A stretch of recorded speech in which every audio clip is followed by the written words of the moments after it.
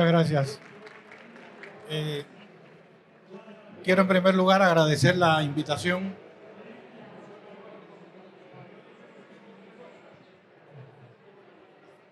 Más cerca. Me resulta un poco complicado por el ruido ambiental. La intención es un taller, por tanto, comenzar por un conjunto de preguntas. Yo les voy a hacer una pequeña presentación inicial de unos minutos y a partir de ahí vamos a abrir la posibilidad de que ustedes formulen las preguntas que les interesen sobre el tema. Si ustedes no la formulan y yo insisto y no la formulan, ya buscaré otra manera de llegar a ustedes. Pero es la idea, que el taller se construya sobre la base de una información mínima. Todos ustedes estarán en una concepción de interdisciplina, han oído el concepto, han oído conceptos correlacionados. Me disculpo por haber llegado unos minutos tarde, es que alguien se equivocó y yo no estaba claro del lugar y estuve esperando una hora en el escenario 3, porque se confundió el escenario 3 con la mesa 3 y no me di cuenta. Entonces, cuando me di cuenta que eran las 2 de la tarde y no pasaba nada, me fui al hotel a buscar mi programa y ahí me di cuenta que era en otro lugar y vine para acá. El tema que tenemos delante se llama problema de la organización de los conocimientos. La mayoría de nosotros, cuando oímos hablar de disciplina o de interdisciplina o de multidisciplina o de transdisciplina, pensamos en clasificación de investigaciones o clasificación de resultados. En realidad estamos hablando de la forma en que se producen los conocimientos científicos. Y eso es muy importante tomarlo en cuenta porque no se trata de clasificar las investigaciones, se trata de modos de hacer que se han establecido en la ciencia contemporánea. La primera tesis sería la siguiente. La ciencia contemporánea es resultado de un avance cultural e intelectual en la cultura occidental. De hecho, ese avance se constituyó en central para la cultura occidental ulterior. Lo que somos hoy tiene mucho que ver con la obra de Copérnico, Galileo, Newton, como fundadores de un modo diferente de hacer las cosas en Occidente. Eso proyectó una manera de considerar el conocimiento y todavía estamos bastante trabados en la idea de que manejamos el conocimiento, porque suponemos que hay una forma de conocimiento superior a otras formas de conocimiento, el conocimiento que ha probado ser verdadero. Y ese conocimiento lo aprueba lo aprueba la investigación científica y un método fundamental de objetivación en la ciencia que se llama experimento. Les llamo la atención sobre esto porque el problema que tenemos delante hoy es un problema de organización de los conocimientos, una diversidad de conocimientos humanos y encontrar el lugar que le corresponde al conocimiento científico en esa gama de conocimientos humanos. Esto es sumamente importante porque hay dos tendencias que tenemos que tener siempre en la vista. El cientificismo, que supone que el conocimiento científico es superior y es el único que vale, y el anticientificismo, que supone que el conocimiento científico es una forma más de conocimiento humano. Y no es una forma más, es una forma fundamental. ¿En qué se basa la lógica del conocimiento científico? En decantar en el mundo, como si fuera el mundo un pastel, las estructuras que existen en el mundo.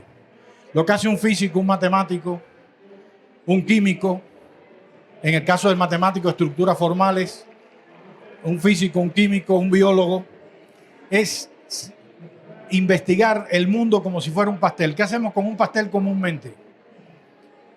Lo segmentamos en tajadas y cuando abrimos la tajada vemos que hay dentro una estructura. La física estudia una de esas estructuras. Por tanto, tiene un objeto y busca un camino para llegar al objeto. Y esa correlación objeto-método le permite producir un conocimiento que se valida a sí mismo. El gran resultado que nos ofreció Galileo fue romper con la vida cotidiana. En la vida cotidiana se suponía que la Tierra era el centro del universo y que el Sol giraba alrededor de la Tierra. Copérnico dice, la Tierra es la que gira alrededor del Sol. Y yo lo puedo demostrar matemáticamente. Con eso le da a la cultura un valor fundamental que consiste en lo siguiente. La ciencia tiene sus modos propios de argumentar el conocimiento, de validar el conocimiento que produce, de comprobar el conocimiento que produce, y ese conocimiento que la ciencia produce puede contraponerse al conocimiento que opera en la vida cotidiana. La vida cotidiana funciona dentro de las 4 paredes de tu hogar, pero para hacer ciencia hay que hacer algo más. Ese es un valor fundamental del conocimiento científico. pero nuestra cultura occidental le agregó una segunda interpretación a la tesis número 1 de Copérnico. No la formuló Copérnico, no estoy acusando a Copérnico de hacer semejante cosa. Nosotros hicimos lo siguiente, llegamos a la conclusión que entonces el conocimiento de la vida cotidiana no sirve para nada y el único que sirve es el conocimiento científico. Y hoy hemos llegado al punto en que el aumento del conocimiento científico se acompaña de la competencia de una cantidad importante de saberes humanos. No podemos vivir en el mundo en que vivimos solo con ciencia. Necesitamos la ciencia como un valor fundamental, pero necesitamos reconocer otras formas humanas de producción de conocimiento y darles el lugar que le corresponde.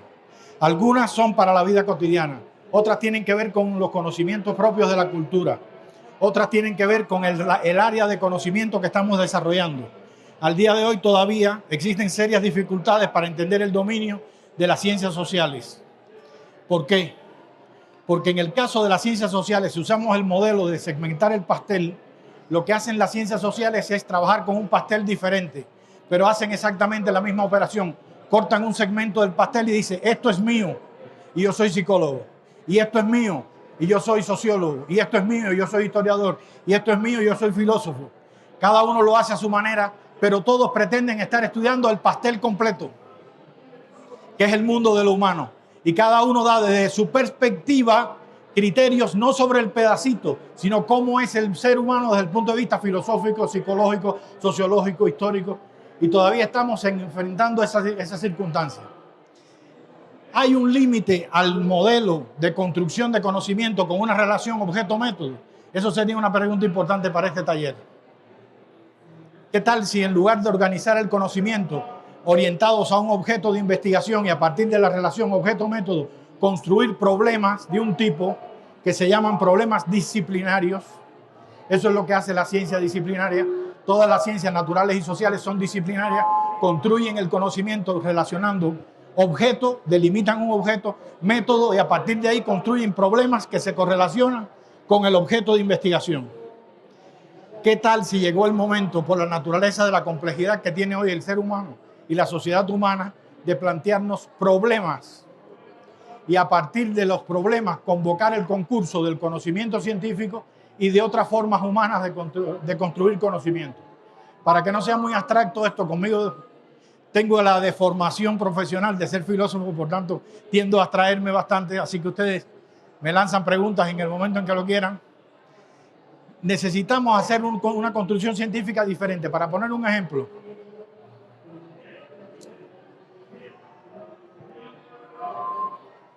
a ver,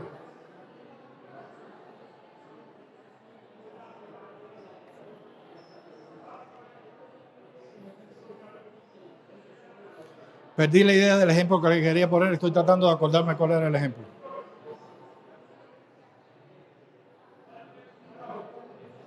Voy a seguir adelante porque se me fue de la mente el ejemplo. Y era un ejemplo bastante ilustrativo, ahorita vuelve. Entonces, tenemos un problema. La ciencia disciplinaria construye el conocimiento en una relación objeto-método y a partir de ahí formula los problemas. Por tanto, los problemas son disciplinarios. Pero los problemas humanos no son problemas disciplinarios. Son problemas que tienen que ver con la convivencia humana, tienen que ver con el quehacer humano, rebasan los límites de la formulación disciplinaria. ¿Qué hacemos? ¿Continuamos omitiendo el conocimiento científico? O sea, quedándonos solo con el conocimiento científico y omitiendo todo lo demás, o accedemos a otras formas de construcción del conocimiento. De esa manera, el problema que les dije al inicio, que era el problema de los conocimientos, de cómo se construye el conocimiento, hay que agregarle una letra fundamental al final. No es el problema de cómo se construye el conocimiento, sino de cómo se construyen los conocimientos. Hay que añadir el plural. Hoy no podemos hablar ni en filosofía ni en nada de la variable conocimiento en singular. Necesitamos representárnosla en plural. Ahí es donde entra la dinámica de la evolución de la ciencia. Como parte de la dinámica de la evolución de la ciencia, se da un paso fundamental cuando en algunas ciencias, ante la dificultad de trabajar con su objeto de investigación, por ejemplo en el caso de la física, se recurre a un artilugio, una idea innovadora, para la época fundamental, completamente nueva. ¿Qué tal si un método que ya está validado en otra área de conocimiento, en otra teoría, yo lo traigo para tratar de explicar y acomodarlo para explicar el problema que tengo ahora? Eso pasó en la física cuando se estaban trabajando las ondas. Se conocían las ondas mecánicas, pero comenzamos a trabajar con las ondas electromagnéticas. No había modelo. Y una primera idea generadora fue, ¿qué tal si yo traslado el método de la teoría mecánica para tratar de explicar algo con respecto a las ondas electromagnéticas? Un tipo de onda ya explicado, el método me podría servir. Esa es la pregunta. En el momento en que se hace eso por primera vez, nace la interdisciplina. La interdisciplina es, en sentido estricto, un modo de construcción del conocimiento científico en el que una ciencia disciplinaria o dentro de una disciplina, una teoría, importa algún método de otra teoría o de otra disciplina científica para tratar de resolver un problema suyo. Eso requiere adaptación del método, construcción, y de ahí puede surgir o una solución a un asunto particular o un área completamente nueva del conocimiento científico o incluso una ciencia nueva. Pensemos, por ejemplo, en qué cosa es la biología, qué cosa es la química y qué cosa es la bioquímica. Pero con el paso del tiempo, el concepto de interdisciplina se comienza a utilizar con otro sentido mucho más amplio. Cualquier forma de conocimiento que no sea estrictamente disciplinaria, la solemos nombrar una forma interdisciplinaria de producción de conocimiento. ¿A qué me refiero? A la interdisciplina por un lado, pero también a otra que llamamos multidisciplina. A veces la ciencia recibe un encargo, que puede ser un encargo de una empresa, de un área de producción material, por ejemplo, la demanda de nuevos materiales, un área de tecnología que demanda determinado material nuevo y se requiere para eso trabajar conocimientos científicos, por ejemplo, fundamentales o básicos de un área como la que mencioné, física, química o biología en algunos casos. O en el caso de las ciencias sociales, una entidad cualquiera, un gobierno o un partido político, convoca a un grupo de científicos porque hay un problema determinado que quiere que sea abordado desde la perspectiva de varias áreas de conocimiento. Cuando estamos en ese caso, se habla de multidisciplina. Es decir, hay un problema que es externo a todas las disciplinas. Ya no es un problema disciplinario. Y ese problema disciplinario se construye sobre la base del diálogo entre las disciplinas. Solo el diálogo entre las disciplinas nos permite arribar a un conocimiento nuevo que aporta cada una de las disciplinas una cosa fundamental. Cada una lo ve con sus propios ojos. No comparte la información metodológica con la otra disciplina. Pero a la hora de elaborar las conclusiones, se elabora un consenso entre los investigadores de cómo es el fenómeno estudiado, no desde el punto de vista psicológico o desde el punto de vista sociológico o desde otro punto de vista cualquiera, histórico o el que fuera, sino cómo se ve integradamente el conocimiento. Es decir, el resultado final es un conocimiento que no darían por sí mismas ninguna de las tres áreas de conocimiento que he mencionado. A eso le llamamos multidisciplina. Todas estas formas, esas tres, la disciplina, la interdisciplina y la multidisciplina, podríamos denominarlas formas disciplinarias de construcción del conocimiento o de construcción de los conocimientos. ¿Por qué? Porque por muy interdisciplinaria que nos parezca la interdisciplina o por muy multidisciplinaria que nos parezca la multidisciplina, ellas solo dialogan con otras disciplinas científicas.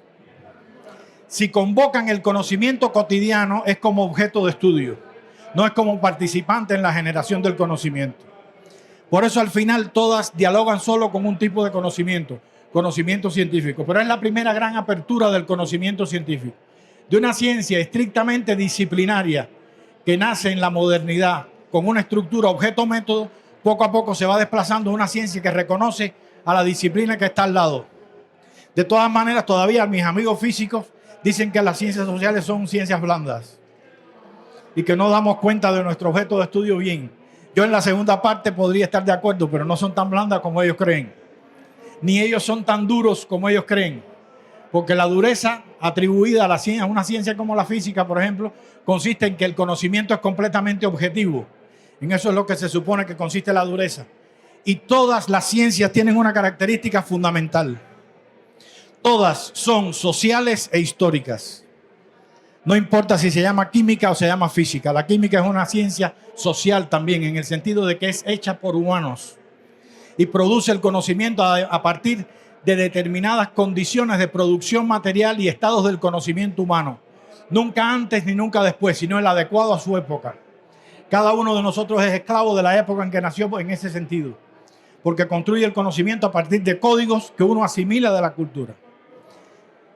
Hay un momento posterior que va subiendo desde la década del 70 poco a poco, que eclosiona con una forma política alrededor de la década de los 90.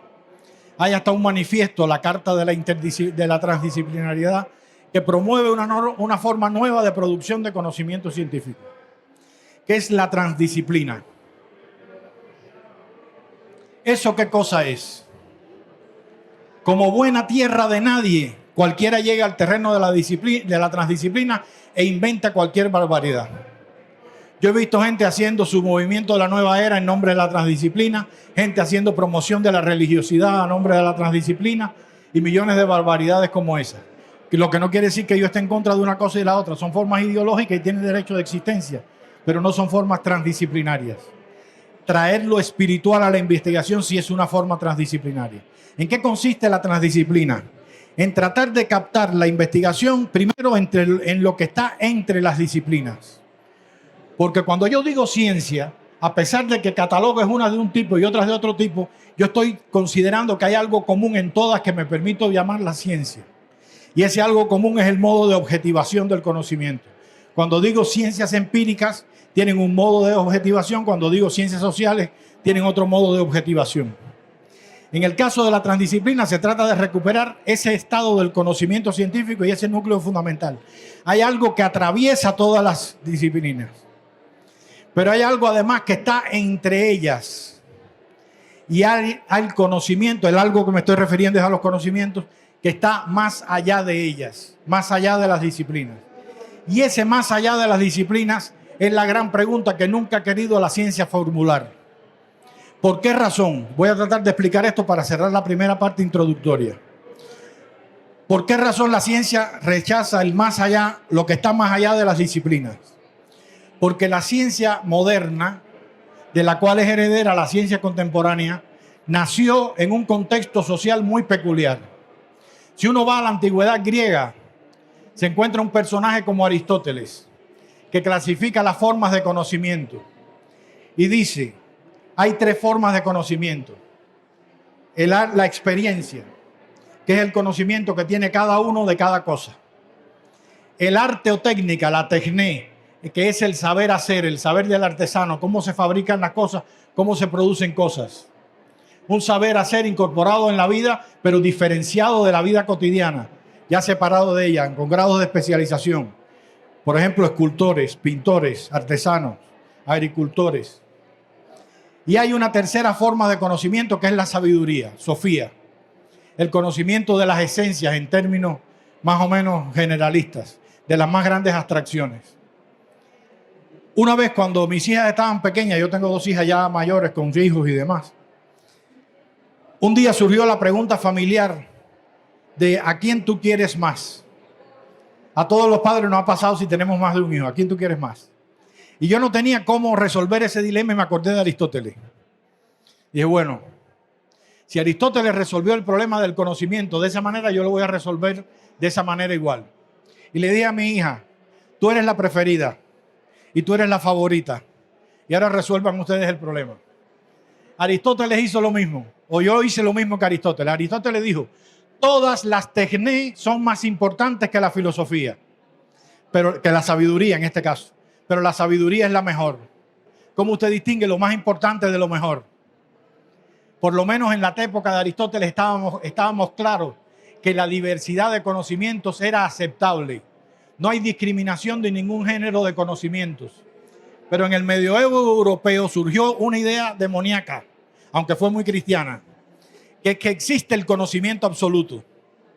Y el conocimiento absoluto se asoció a las Sagradas Escrituras en 2 formas.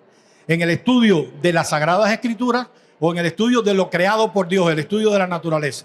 En el siglo XIII, Tomás de Aquino sanciona la teoría de las 2 verdades o la doctrina de las 2 verdades. Hay una verdad, se puede llegar a Dios por 2 caminos.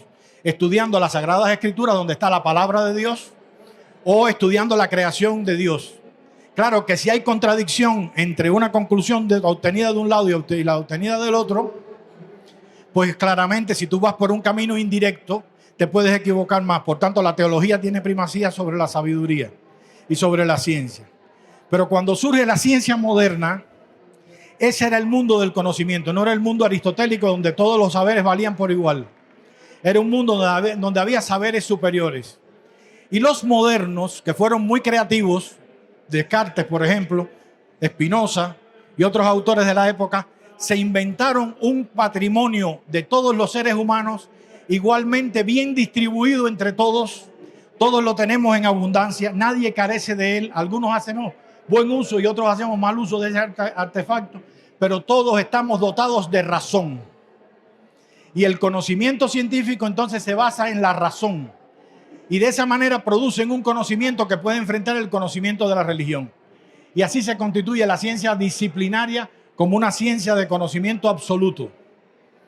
Esto que acabo de decir hay que tomarlo con mucha precaución, porque la ciencia no produce conocimiento absoluto. La ciencia es muy responsable de producir un conocimiento que ha sido corroborado mediante experimentación. Y en ese sentido es concreto. Si cambian los instrumentos de trabajo, cambiará ese conocimiento. Pero le da un valor absoluto al conocimiento científico por encima del resto de las formas de producción de conocimiento. Estamos viviendo ahora la época de ruptura de ese paradigma, no de desprestigio de la ciencia, sino de construcción de un paradigma que reconstruya otras formas de producción de conocimiento. Pero lo estamos haciendo en una época bien difícil, en una época donde lo primero que tuvimos que reconocer es que al lado de la ciencia hay un conocimiento tan importante como la ciencia, que es el que aporta la tecnología. Hoy no podemos hablar solo de conocimiento científico, tenemos que hablar de conocimiento científico y conocimiento tecnológico. De manera que cuando hablamos de la problemática de la construcción de conocimiento, ya no es solo el conocimiento científico, es también el conocimiento tecnológico. Y hemos tenido que reconocer, a fuerza de lucha contra la dominación, que existen otras culturas que son portadoras de conocimientos que le han permitido sobrevivir 10.000 años, 5.000 años en un entorno adverso, lo cual implica que tienen medicina, tienen conocimiento de las plantas, tienen conocimiento del entorno, por tanto tienen un conocimiento incorporado a su propia cultura que les permite sobrevivir. No podemos despreciar ese conocimiento. Y esa es la circunstancia en que nos encontramos.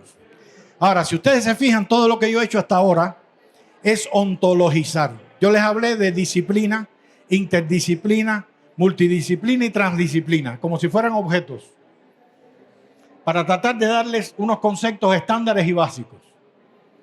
Pero el taller es sobre la interdisciplinariedad.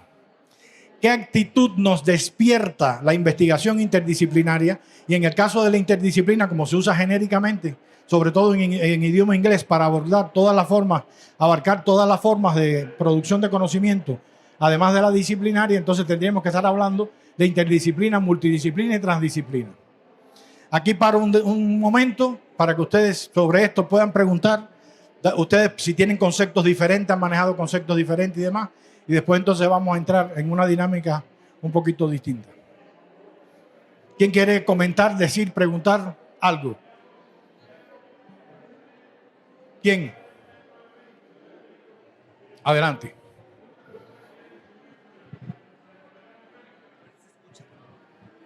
Sí, creo que se escuchó de más. Maestro, muchas gracias por su exposición, Carlos Delgado. Pero yo quiero comentarle primero una cosa y luego hacerle una pregunta. Si estamos, la primera sería, y apelando un poco a Aristóteles, si antes se reconocían los conocimientos diversos como la experiencia y la tecné y la sabiduría como una parte, digamos, de la ciencia, estamos pasando otra vez a una misma época, pero de manera distinta. Diga, de reconocimiento de una especie de diversidad de conocimientos. La tecnología en este caso podía caber en esto que llamaban tecné o artesanía en todo caso, ¿no? Ahora, y viene a colación porque hay una disputa muy fuerte en torno al concepto de ciencia o de conocimiento precisamente, porque ahora hay una recuperación y esto un poco apelando a lo interdisciplinario y lo transdisciplinario, porque se reconoce, por ejemplo, al arte como una ciencia, como una forma de conocimiento. se reconocen también y se han recuperado, se han hecho investigaciones y recuperado formas de conocimiento ancestral o prehispánico. Al menos eso hemos leído en los últimos tiempos. Eso es por un lado.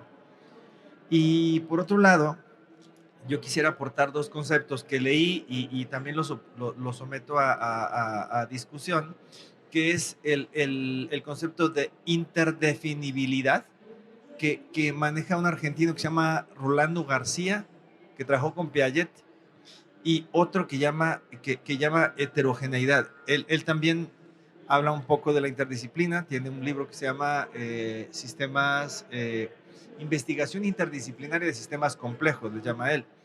Y precisamente él parte de la idea de los problemas o los fenómenos a intervenir o a estudiar. Dice, el sujeto construye el problema, pero el asunto es que el problema hay que construirlo de una mirada sistémica, porque hay muchos enredos, estos pedazos de pastelos a los que se refería. Si hablamos, por ejemplo, ahorita quise comentarle eso, él estudió en Guanajuato la salinidad de la tierra.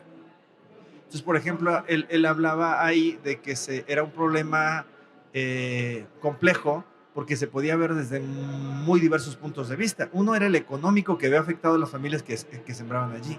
Otra, químico y biológico, y otro tipo de puntos de vista que tenía.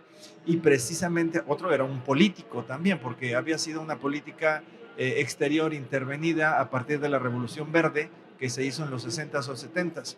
Entonces, el problema va en ese sentido. ¿Cómo podemos entender ahora la interdisciplina cuando ya se habla de transdisciplina? Incluso hay una declaración de la transdisciplinariedad que se dio en los 90s y que ya se tiende a pasar a otro estado de análisis de la ciencia desde lo transdisciplinario. Sí, mira, ¿se escucha este? Sí. Hay un problema con eso que es fundamental y viene muy bien la pregunta que has hecho. ¿De qué manera podemos hacer interdisciplina, multidisciplina o transdisciplina si no existen disciplinas? ¿Podemos? No podemos. O sea, el conocimiento disciplinario, esa relación objeto-método básica en ciencias formales, ciencias empíricas y en cada una de las ciencias básicas que nosotros conocemos en las áreas de conocimiento, es un conocimiento imprescindible. Una de las preguntas que nosotros nos tenemos que hacer como maestros es en qué momento es oportuno en la formación de un niño, en la formación de un universitario, introducir la problemática interdisciplinaria o multidisciplinaria o transdisciplinaria. Todas son formas útiles de producción de conocimiento, pero el momento en que la introduzcas es muy importante, porque si la persona siente un desprecio absoluto por la religión, por ejemplo, porque siente desprecio por las religiones, jamás podrás convocar un comité de ética integrado por religiosos y solucionar en una comunidad el problema de la muerte desde el punto de vista de la bioética contemporánea. Eso es un problema transdisciplinario. Por supuesto que el médico tiene un criterio médico de muerte. Hoy son criterios neurológicos de muerte. Nosotros culturalmente traemos la historia del criterio de cese de la función cardiorrespiratoria. Y a cualquiera se nos estremece el corazón cuando nos dicen que un familiar ha muerto y lo veo que está respirando todavía y que lo van a desconectar. Entonces, para resolver ese problema humano, yo necesito los líderes espirituales de las religiones que se corresponden con las personas que participan de ese problema. Pero necesito que dialoguen con los científicos. Necesito que dialoguen con los diferentes liderazgos, porque es un problema humano. Si yo pienso que la solución del asunto está en que si yo construyo el problema como un problema que no es disciplinario, entonces puedo aprovechar lo que me ofrecen las disciplinas, las interdisciplinas y las multidisciplinas. Pero no es que sea una competencia entre unas y otras o que una excluya a la otra. Por ejemplo, hay una película mexicana que yo vi hace mucho tiempo, eso me delata en la edad, pero bueno, ya no tiene tanta importancia. María de mi corazón. Es de una actriz que siempre se me olvida el nombre, muy reconocida aquí en México. Ella tiene una pareja, sale a visitar a la familia por una enfermedad o algo así, se monta en un camión, se queda dormida, el camión llevaba unas personas enfermas mentales a un manicomio. Cuando se baja del camión medio atontada, ni se da cuenta, el camión se va y de pronto la reconocen como una persona que está demente. Ella dice, yo no estoy demente, y lo primero que piensa un médico de un demente que dice que no está demente es que está demente. La interna, el marido la busca, no la encuentra. Finalmente, a los varios meses, el marido la encuentra en ese lugar, llega al lugar, el médico le explica, ella está demente, tiene este padecimiento, se pone violenta a veces y todo ese tipo de cosas, y el marido llega a hablar con ella como demente.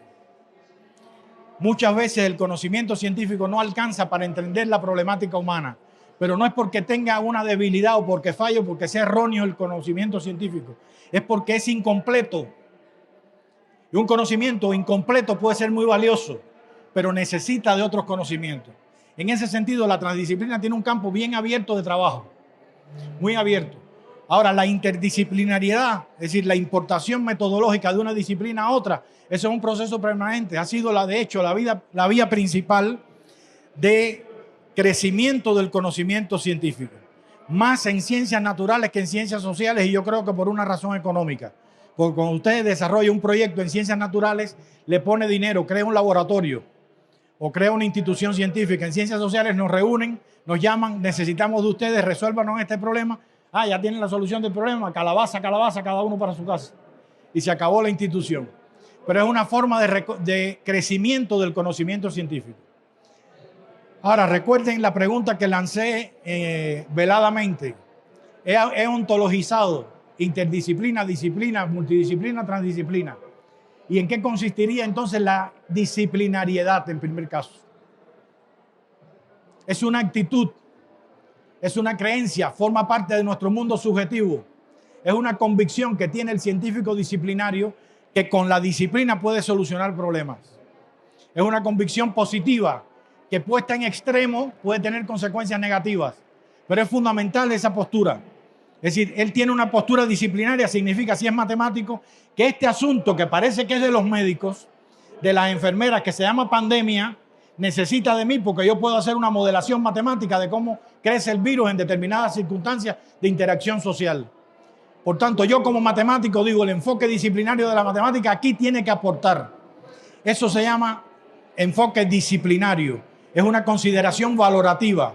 Cuando digo interdisciplinariedad, no interdisciplina, es qué actitud tengo con respecto a la ciencia interdisciplinaria, a la construcción de conocimiento interdisciplinario. Cuando digo multidisciplinariedad, otro tanto. Y otro tanto cuando digo transdisciplinariedad. Se trata de cómo reaccionamos nosotros a esas fuentes de conocimiento y a esas formas de producción de conocimiento. Y me gustaría ahora que continuáramos con las preguntas que ustedes tengan, comentarios y demás.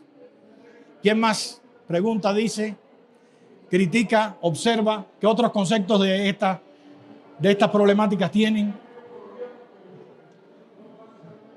¿Por qué razón ahora hablar de ese tema? A ver.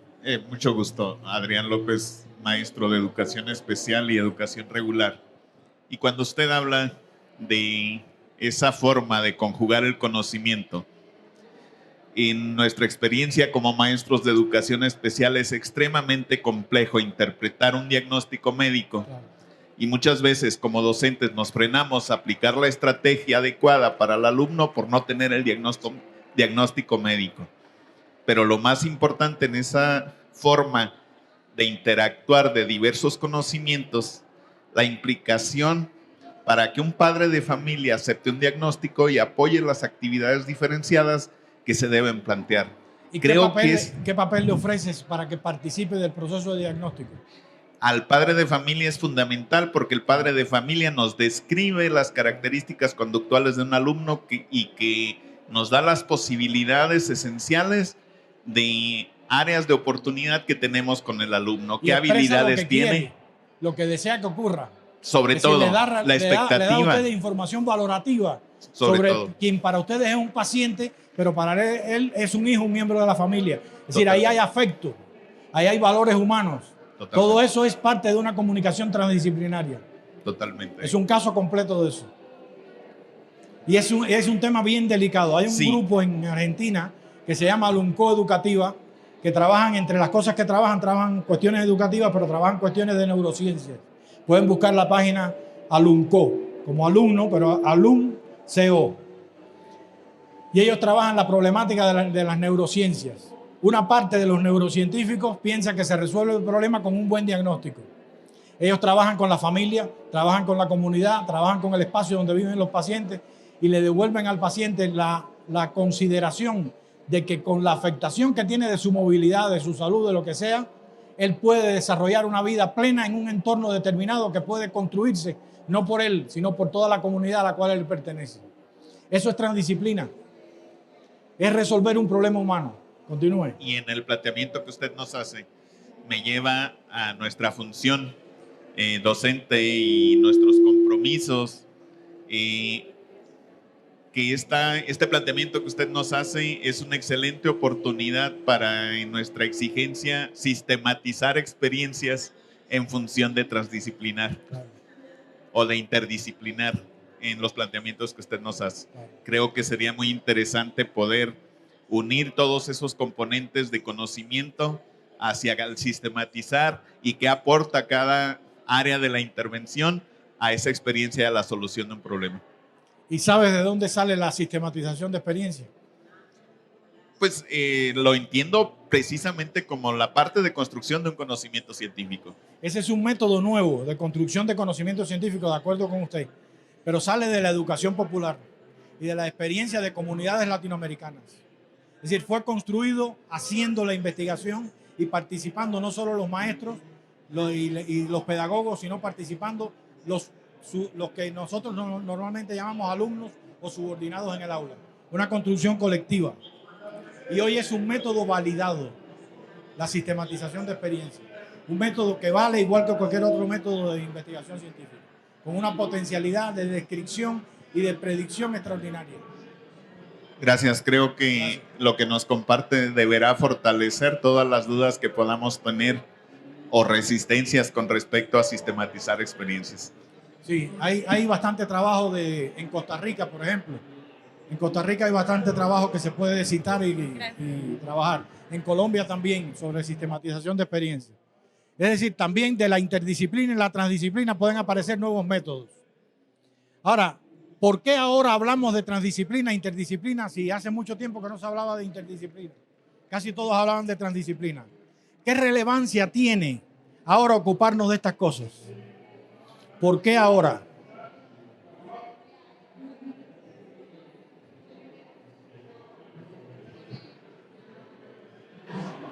Bueno, de hecho creo que en la parte de nuestra nueva reforma es trabajar a través de proyectos integradores, visualizar al chico de manera holística, es decir, tiene un ser, un conocer y tiene un espíritu y una forma de expresar esa parte y contemplarnos nosotros como docentes sobre esas necesidades, no mantenernos en mi aspecto, científico, no quedarme en la parte metodológica, sino contemplar toda esa forma que tiene él de aprender y de conocer. ¿Cuáles son las nuevas necesidades educativas? Hoy tenemos una pregunta gigantesca. Todos los pronósticos del año 2018-2019 se fueron a bolina. Es una expresión que usamos bastante en Cuba, como un papalote, cuando se le corta el hilo. Los pronósticos dejaron de funcionar con la pandemia, pero no solo fue el efecto de la pandemia, es el efecto de un proceso que ha venido creciendo en la humanidad contemporánea en todo el siglo XX, desde la década del 60 para acá. Lo que se llama la revolución de las TICs y lo que se llama la revolución de la inteligencia artificial, la tercera y la cuarta revoluciones industriales. ¿Se han puesto a pensar en qué nos cambió la revolución de las TICs? Porque miren, si yo les digo a ustedes, tecnología, ¿en qué piensas? Redes sociales. Uso de herramientas digitales, celulares. Sí, definitivamente TIC.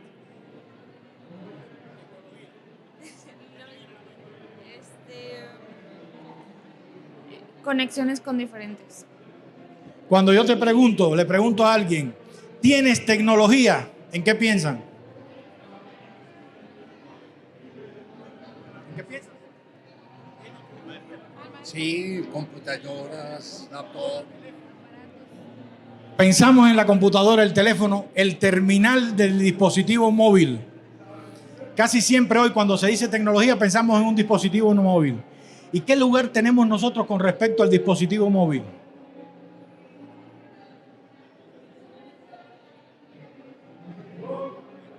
Regreso un poco al primer planteamiento. Cuando trabajaba yo con mis alumnos el término tecnología, empezábamos trabajando lo que significaba la rueda, la palanca, como primeras herramientas tecnológicas usadas por el ser humano.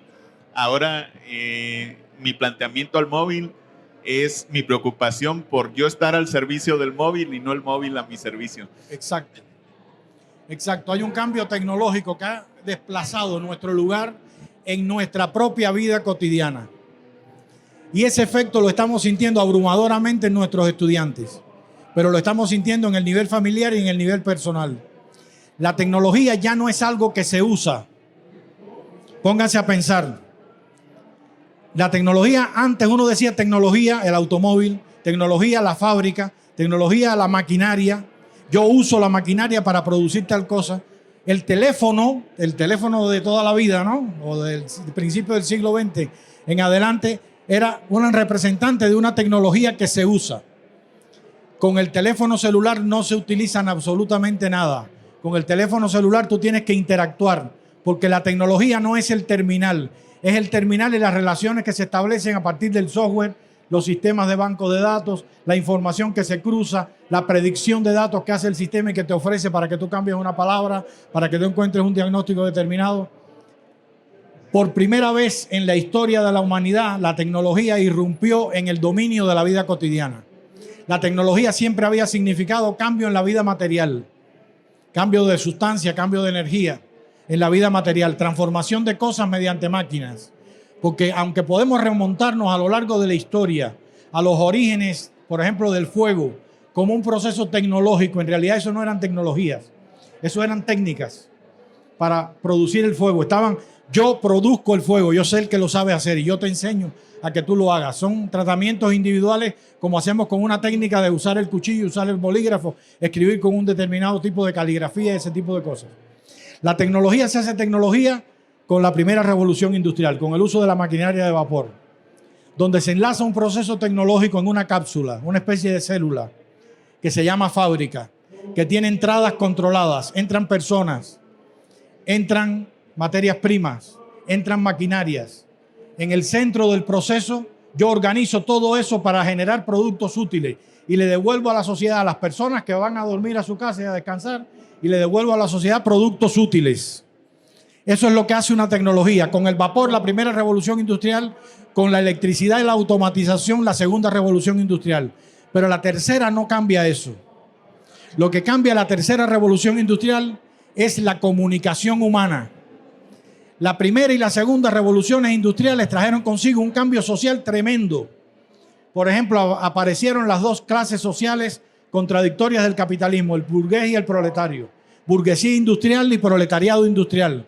Si ustedes leen El Capital, se encuentran un Carlos Marx que dice el ejército de trabajadores. Y tiene una serie de metáforas que ponen la disciplina de la fábrica como una disciplina militar para explicar el proceso. Ahora, con la revolución de las comunicaciones, no cambia la vida material nada más, porque hay aplicaciones industriales de las tecnologías, de las comunicaciones que cambian la vida material. Cambia la comunicación humana, pero no la comunicación en el trabajo, la comunicación en la industria, la comunicación en la fábrica, la comunicación en la casa, la comunicación en la vida cotidiana. Es decir, la tercera revolución industrial trajo a nuestra sociedad cambio social directo. Lo que estamos viviendo ahora es un cambio humano fundamental, porque con la cuarta revolución industrial, la de la robótica y la inteligencia artificial después de 2010, que está apenas comenzando, tenemos un cambio en la toma de decisiones. Si yo les pregunto, ¿qué elementos definen una sociedad? ¿Cuáles ustedes invocarían? ¿Para qué hay una sociedad de hormigas, de bacterias, para ponerlo en los seres más primitivos, de bacterias o de seres humanos? ¿Se necesita vida material? ¿Sí o no?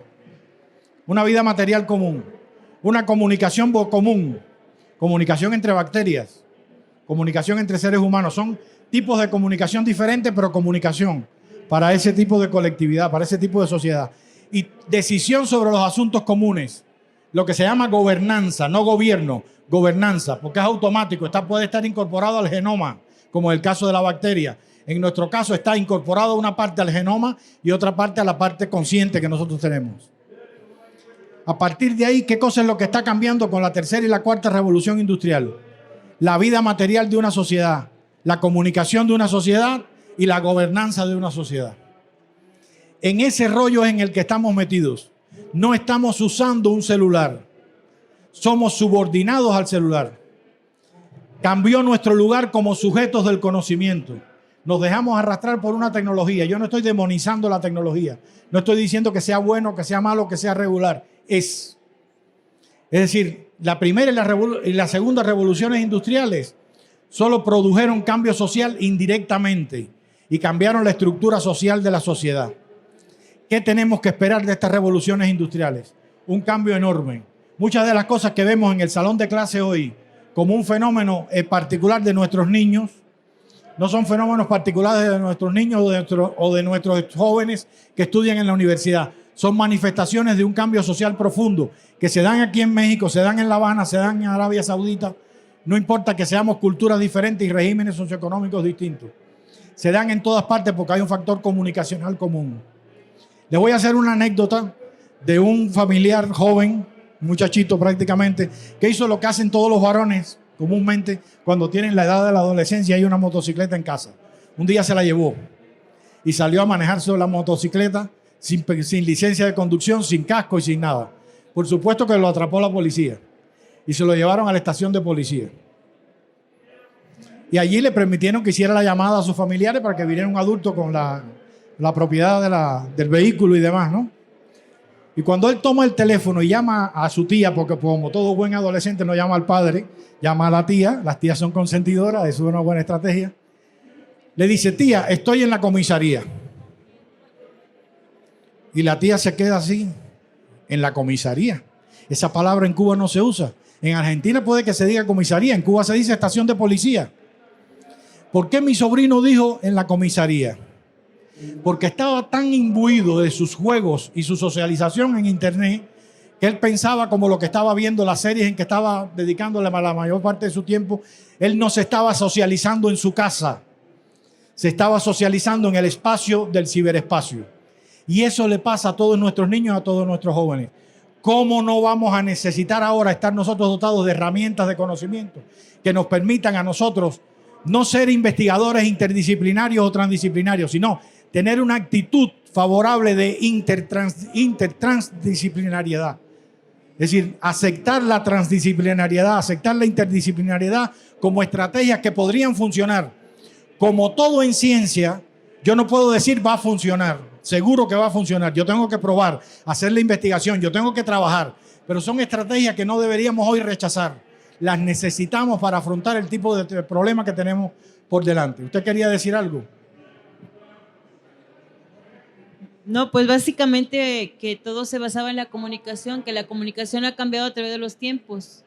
Como lo mencionaba usted, pues ahorita las tecnologías es lo que tenemos que estar junto con los alumnos igual para estar hablando el mismo lenguaje, ¿verdad? Porque si no, no habría ahí una sintonía en la comunicación.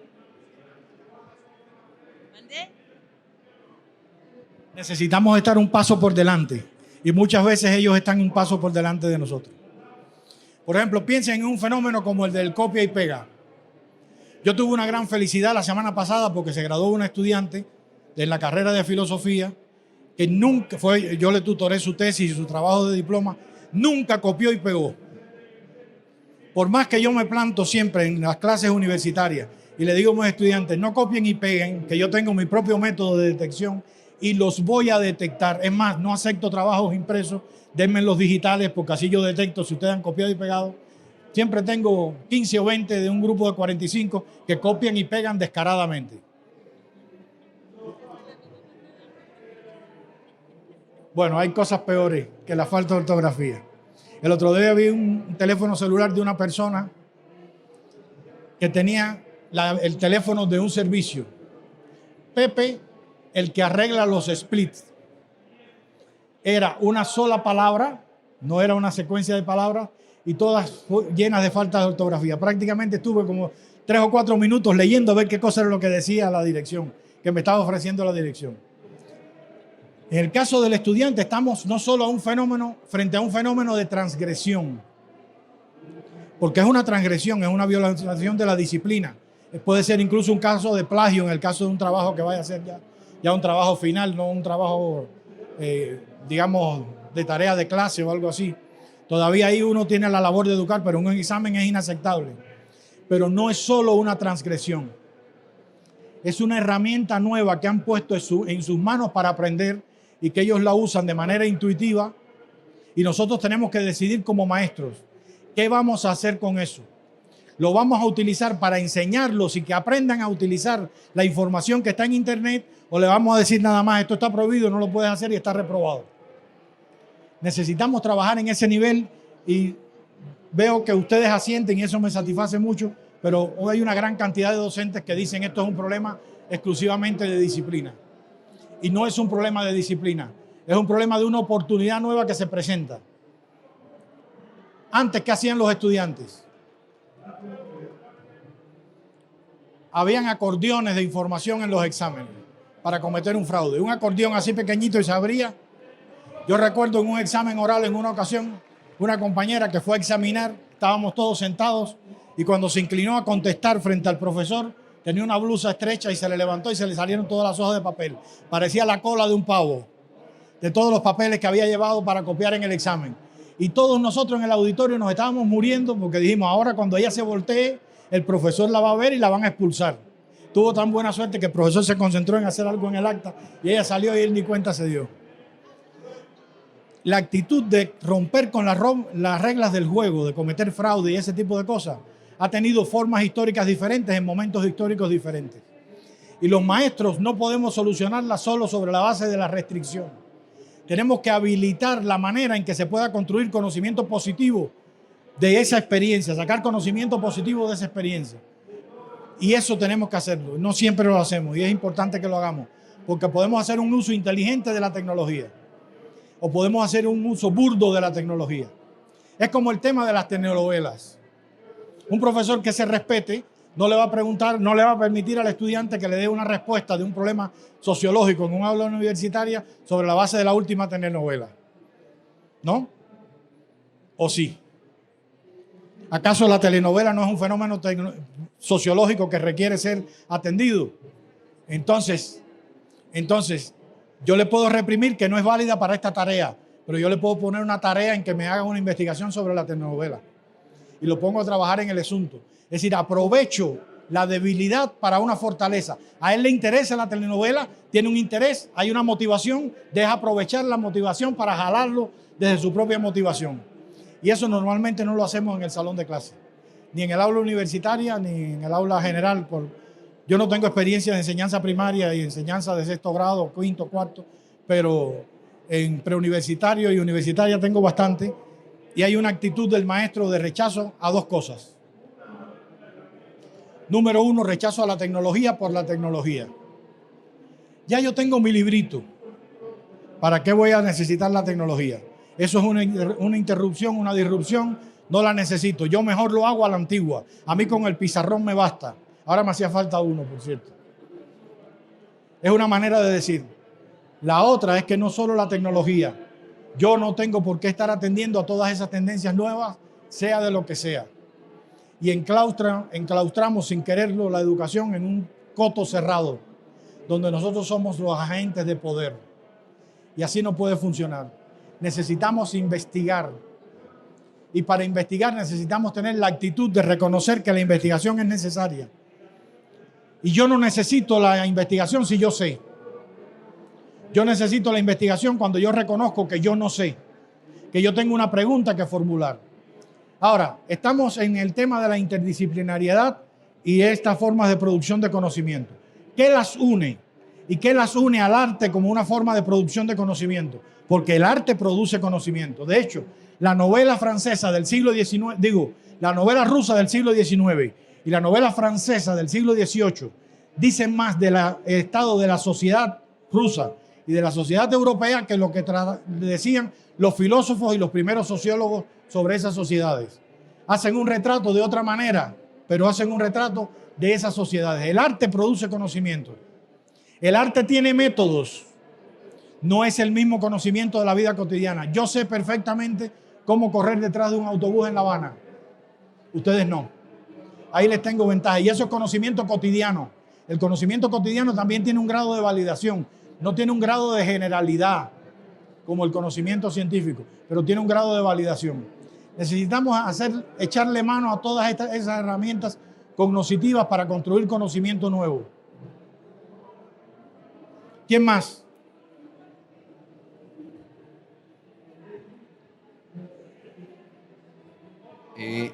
Bueno, buenas tardes.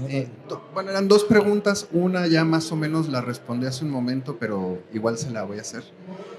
La primera es, ¿cuál es su opinión de esta nueva mirada, ¿no? de los estudios socioculturales y que justo, ¿no? intenta abordar la interdisciplina y ver una mirada mucho más global de los problemas, de las coyunturas específicamente?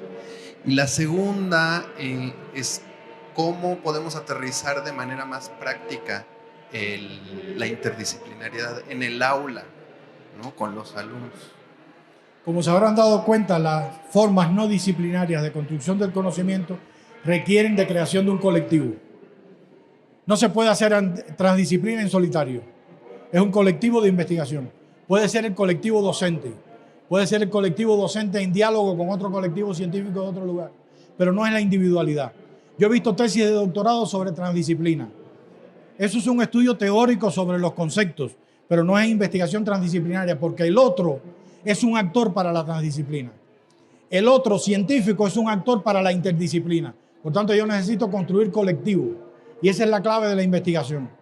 Ahora, como rechazamos muchas veces la necesidad de investigación o la hacemos por obligación, por supuesto no entramos en ese detalle. La primera pregunta, ¿cuál era? ¿Me la puedes repetir?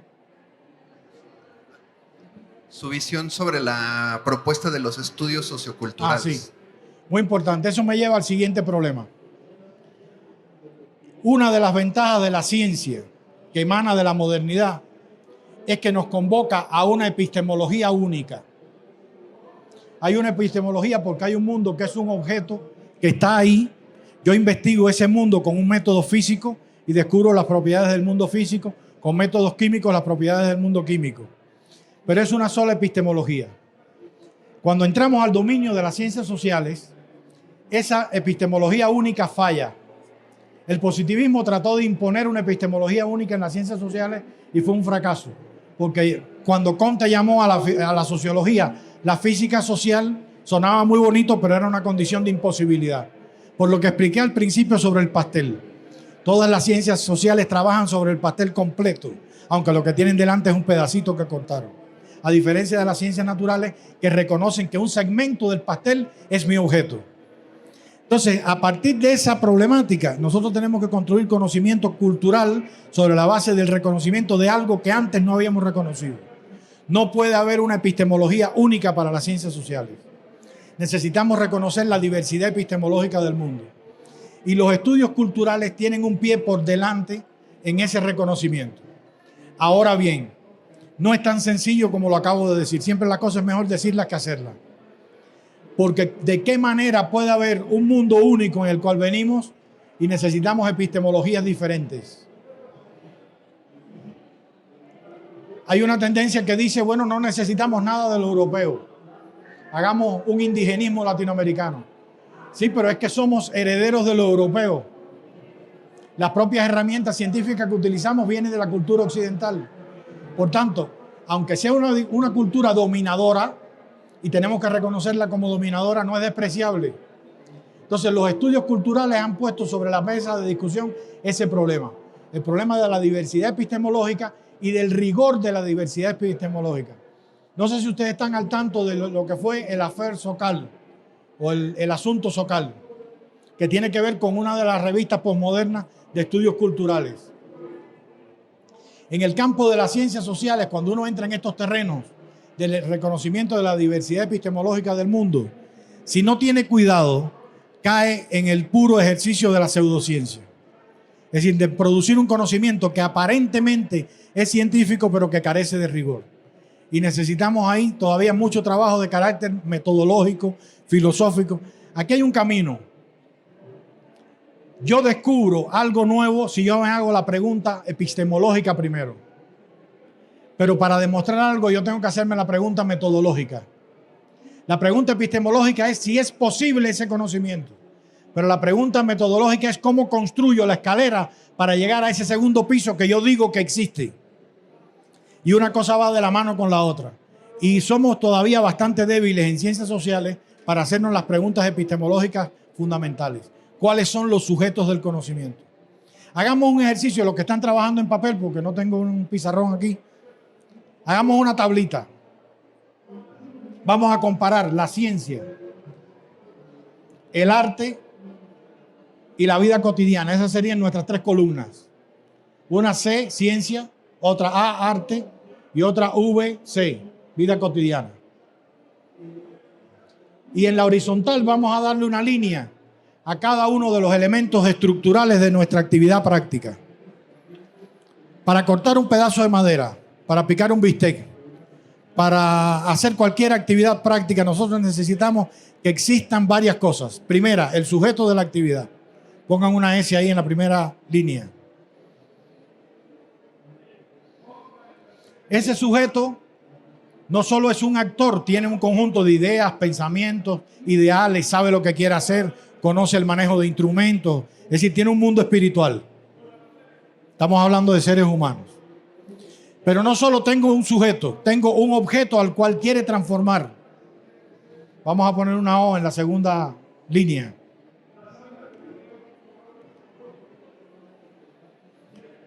Él piensa actuar sobre ese objeto con determinados medios. Vamos a poner otra columna, M, de medios, herramientas de trabajo, instrumentos de trabajo. Puede ser una actividad cotidiana cualquiera.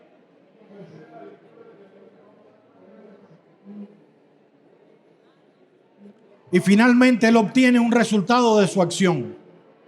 Vamos a llamarle a ese resultado producto. Se te pinchó una llanta, lo resuelves con esa estructura. Si tú sabes cómo se hace, lo puedes hacer. Si no tienes esos elementos, no lo logras hacer. Si quieres hacer una investigación científica, esos son los elementos clave. Cambian la forma de esos elementos, pero son los elementos clave. Porque producimos conocimiento a partir de una estructura de actividad humana que está en la base del conocimiento. Ahora, ¿cómo lo hace la vida cotidiana? En la vida cotidiana, ¿qué tipo de sujetos somos? Yo he venido a Guadalajara 3 o 4 veces, pero no conozco la ciudad, he estado siempre poquitos días y conozco partes de la ciudad. Por tanto, si yo tomo un auto para manejar en Guadalajara, lo normal es que me pierda en Guadalajara. No soy sujeto de la vida cotidiana de alguien que vive en Guadalajara. En la Ciudad de México, en la zona del Ángel de la Independencia, no me pierdo porque viví varios meses allí y la conozco. En La Habana no me pierdo, en todo el norte de La Habana, en el sur me podría perder. Soy sujeto de esa vida cotidiana. ¿De dónde salió ese conocimiento? Está inserto en el vivir. Está inserto en el vivir en una comunidad determinada. Cualquiera de nosotros, si existiera una máquina del tiempo, nos montaran en la máquina del tiempo y fuéramos a parar a Babilonia, la antigua Babilonia, no durábamos vivos 5 minutos. Por el vestuario que tenemos nos iban a detectar como cosas raras y probablemente nos catalogaran de hechiceros. Y por tanto nos pasaban por la guillotina de la época, que era algo parecido a un garrote. No podríamos vivir en esa vida cotidiana. Es más, la mayoría de nosotros probablemente no sabría preparar comida con carbón. Una parrillada todavía un poquito puede ser, pero la mayoría de los incautos, yo me pongo el primero, se nos quema lo que vamos a cocinar. Mi familia por lo menos no me deja. Hay un sujeto de actividad cotidiana que se crea, se alimenta en el proceso de vivir en la cultura humana, pero también tiene ideas, también tiene ideales, conocimientos que están incorporados al vivir. Si traes a un babilonio a una cocina moderna, ¿qué haría con un horno de microondas? Imposible. Es un objeto extraño. Y esa es la característica principal que tienen los objetos de la vida cotidiana. En el cuadrito del objeto, en la columna de la vida cotidiana, que es la última, el objeto de la vida cotidiana tiene una cualidad fundamental. ¿Cuál es? Ya se la soplé. Es práctico y es usable. Desde el punto de vista del conocimiento, ¿qué cualidad tiene? Desde el punto de vista del conocimiento, ¿qué cualidad tiene? Es un experimento, está probado. Está probado, lo conoce. Esa es la magia de lo que llamamos normalidad. Los objetos de la vida cotidiana son objetos conocidos. Esa es la cualidad fundamental que tiene la vida cotidiana. Por eso en la vida cotidiana queremos reproducir la vida cotidiana. La innovación solo en nuestro siglo es que se reconoce como algo que todo el mundo quiere. Y ya por un efecto de una ideología, en este caso el consumismo, nos venden tanto las cosas por los atributos que ya se acabó el glosario de palabras. Plus, extra, super. Díganme otra. Gama alta. Pero esa no es la postura de las sociedades con respecto a la vida cotidiana. La sociedad en la vida cotidiana, las personas en la vida cotidiana aprecian lo conocido. Y hay una actitud normal de rechazo a lo nuevo. Un distanciamiento con respecto a lo nuevo. Lo nuevo no es aceptado solo en la sociedad contemporánea, hay ese apetito por lo nuevo, que es un apetito bastante desmedido. Por tanto, los instrumentos de trabajo de la vida cotidiana son también instrumentos conocidos. Y por eso la vida cotidiana lo principal que hace es reproducirse a sí misma. Es un proceso de reproducción de la vida. Ahora tomemos el arte. ¿Qué hace falta para ser sujeto de la actividad artística?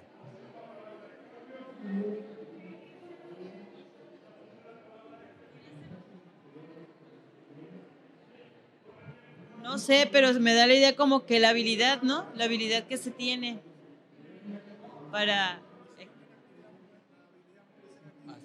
Así es. Puede ser. No, hay quien no tiene habilidad, le gusta, quiere y aprende. Y se hace gran artista también. Puede ser enseñado, pero se requieren ciertas cualidades que son muy específicas. Pueden ser habilidades innatas, por ejemplo, oído musical y ese tipo de cosas que las personas hablan, y un esfuerzo particular para aprender a manejar un instrumento, tocar el piano, tocar la guitarra, aprender a pintar. Hay una formación del sujeto que se hace en el proceso de la cultura. Cuando no se tienen esas dos cualidades y yo quiero aprender a guitarra, por ejemplo, lo estudio y no se me da la coordinación. Estudia más. Se te va a dar. Cambia de maestro. Se puede. Es decir, el arte es accesible a todos los seres humanos porque tenemos sensibilidad. Lo que no podemos ser es grandes artistas, expertos. Ahí hace falta ciertas cualidades especiales. Pero tenemos acceso a la obra de arte. La obra de arte te estremece. Y cuando una obra de arte te estremece, el arte llegó a ti. Y por tanto tú puedes participar de la obra de arte. Entonces hay una formación del sujeto.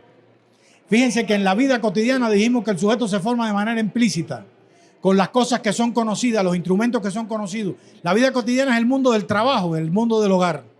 Pero el arte ya es una formación especial. Se requieren ciertos ideales. Ese sujeto tiene ideas diferentes. Casi siempre son ideas disruptivas con respecto al orden existente. Ahora sí estamos bien. ¿Será?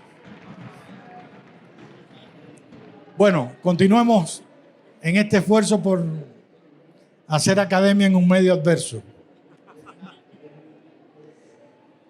El sujeto del arte es un sujeto que se forma especialmente y maneja finalmente instrumentos de trabajo que son muy especiales.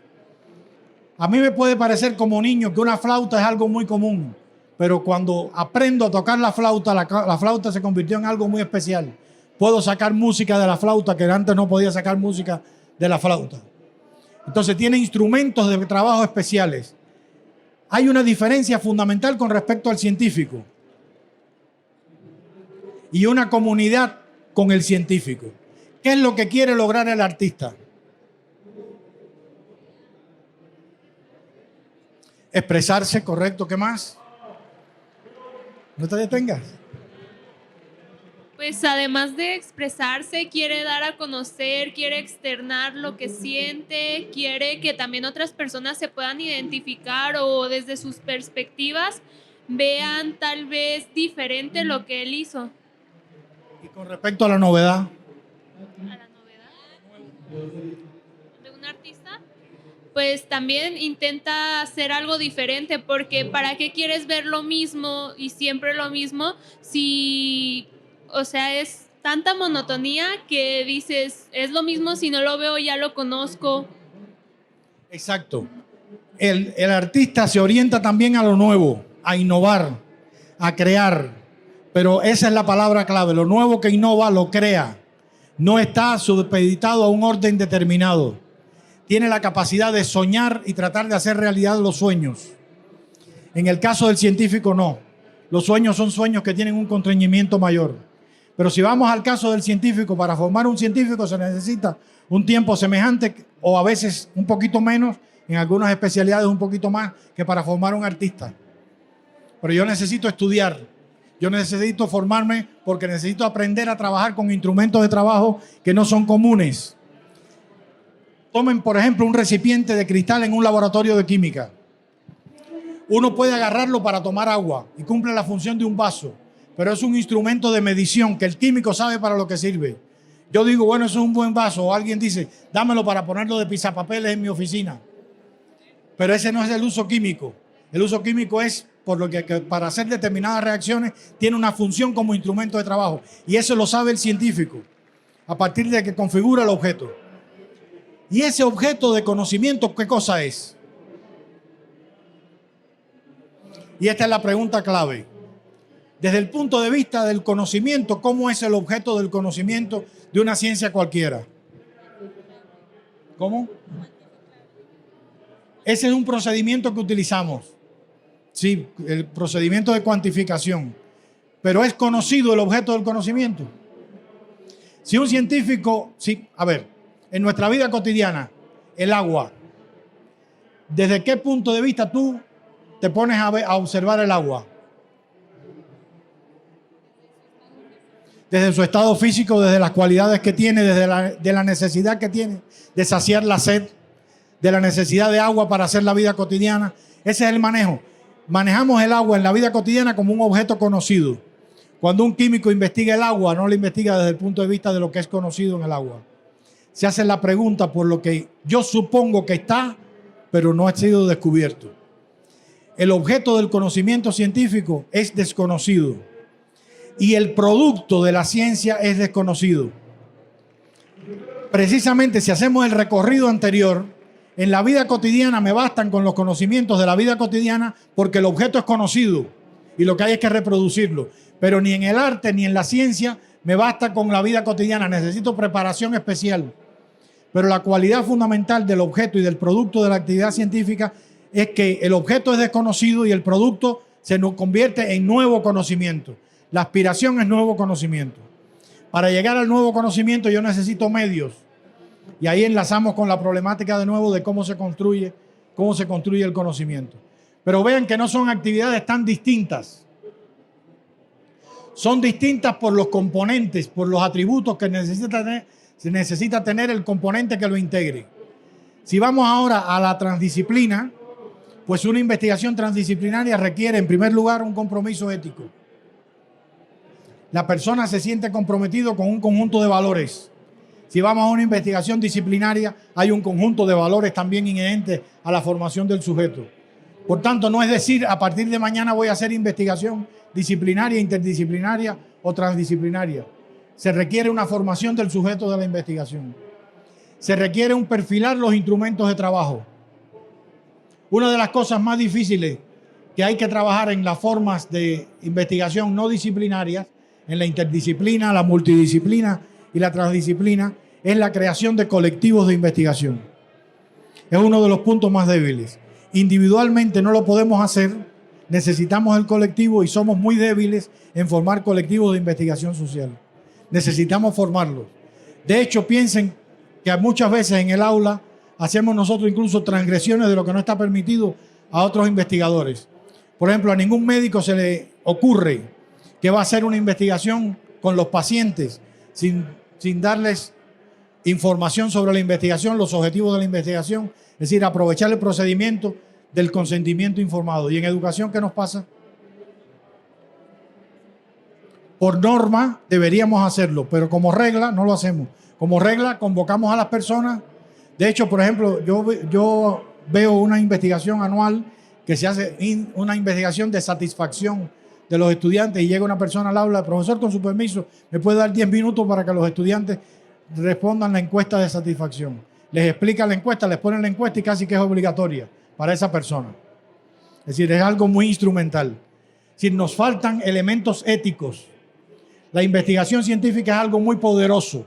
La investigación educativa es muy poderosa y debemos construir una comunidad moral para hacer la investigación interdisciplinaria y multidisciplinaria.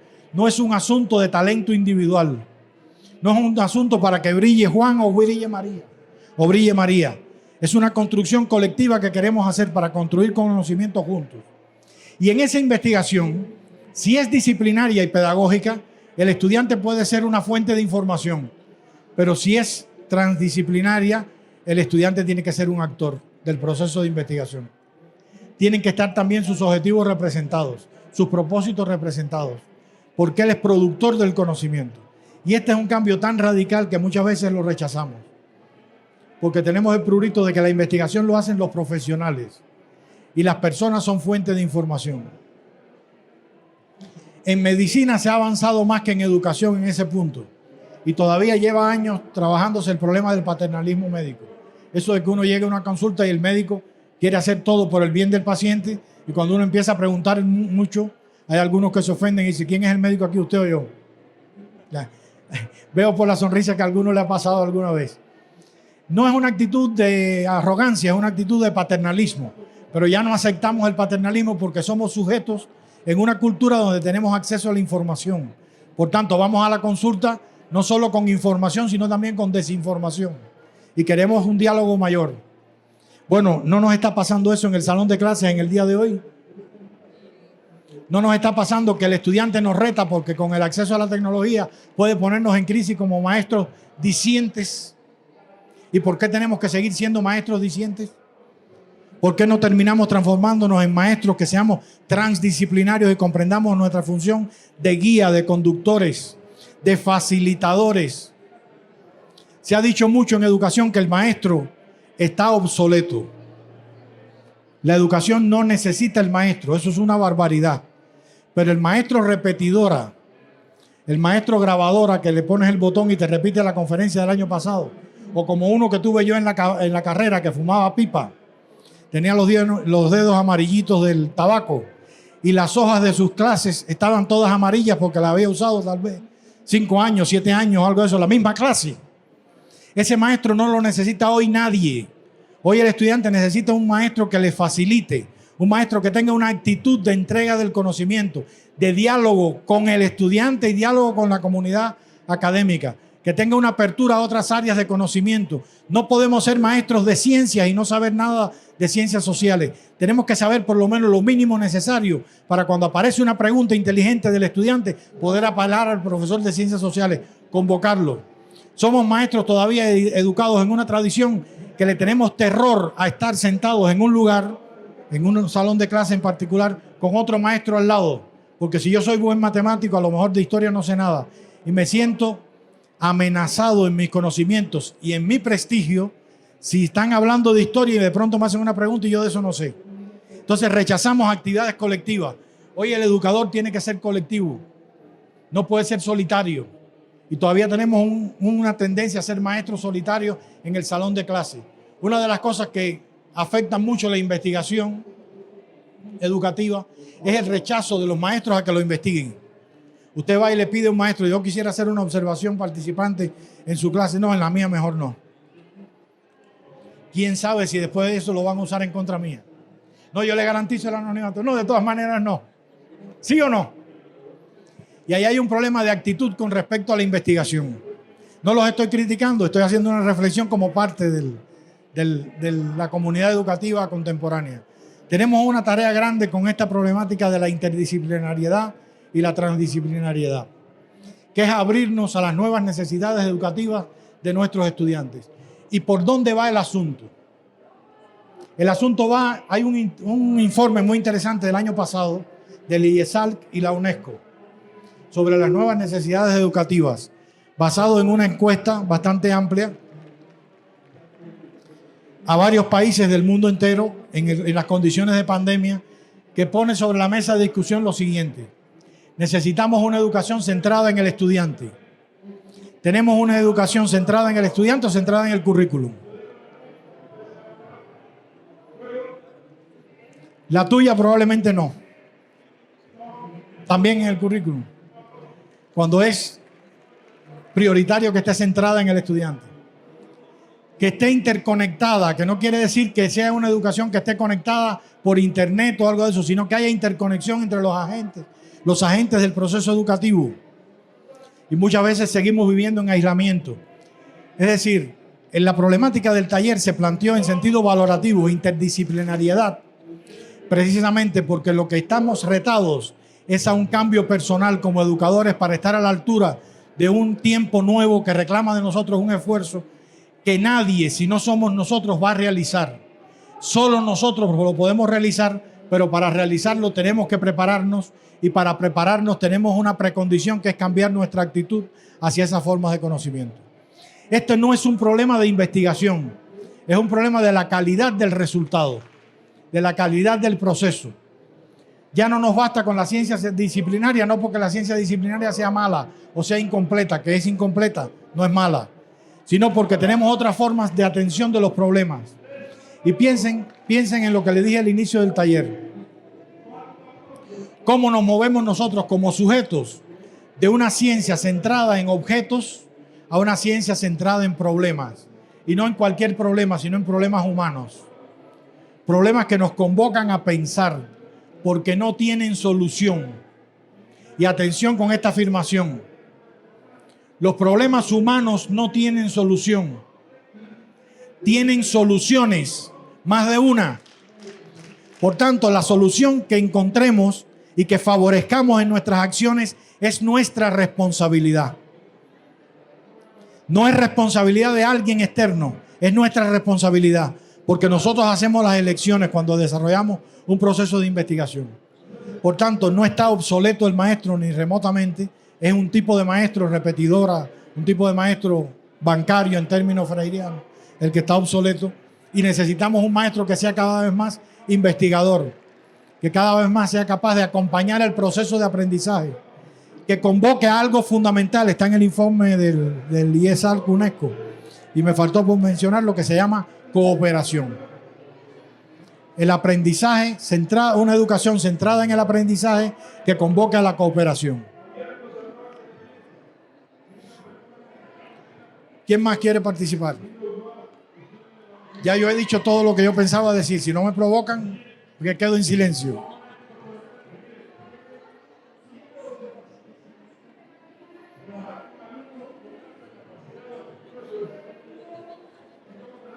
Preguntas. Nadie se anima. ¿Cuánto estamos de tiempo? ¿Qué hora es?